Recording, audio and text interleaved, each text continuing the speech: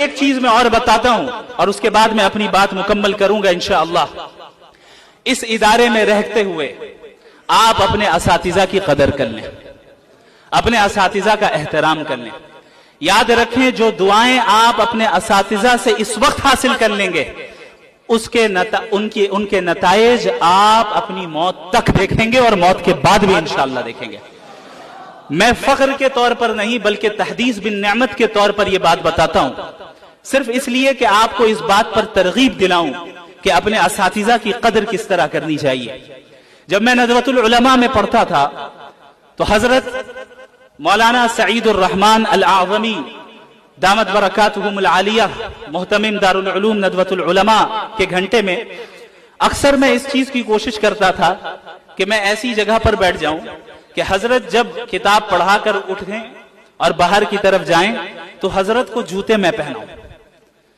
لہٰذا بعض طلبہ کے درمیان مسابقہ ہوتا تھا کہ کون دروازے کے قریب بیٹھ رہا ہے۔ میں وقت سے پہلے آتا تھا، وہاں بیٹھ جاتا تھا، اور یہ سلسلہ پورے سال رہا۔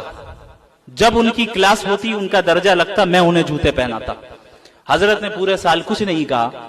سال کے اخیر میں جب میں فارغ ہو رہا تھا، حضرت نے یہ جملہ کہا کہ آپ نے مجھے جوتے پہنانے کی ذمہ داری آپ نے ہی لے لی ہے۔ میں دعا کرتا ہوں اللہ آپ کے ذریعے سے اس دین کا علم مشرق و مغرب میں پھیلائے گا۔ میں سمجھتا ہوں کہ یہ جو کچھ بھی کام کل ہوا یہ میرے اساتذہ کرام کی دعاؤں کا نتیجہ ہے۔ میرا اس میں کوئی دخل نہیں، کوئی بھی دخل نہیں۔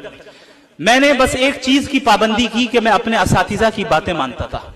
اگر وہ کہتے تھے کہ باہر نہ جاؤ تو میں نہیں جاتا تھا، اگر وہ کہتے تھے کہ اس وقت پڑھو تو میں پڑھتا تھا۔ میں نے اتنا ہی کیا ہے۔ یہ ان حضرات کی دعاؤں کا نتیجہ ہے کہ اللہ رب العالمین جس سے جو چاہے کام لے لے۔ یہ واقعہ میں نے آپ کو اس لیے بتا دیا تاکہ آپ حضرات جس قیمتی لمحے سے اس وقت گزر رہے ہیں اس کی قدر حقیقی معنی میں آپ کو اس وقت ہوگی جب آپ اس ادارے سے فارغ ہو کر نکل جائیں گے۔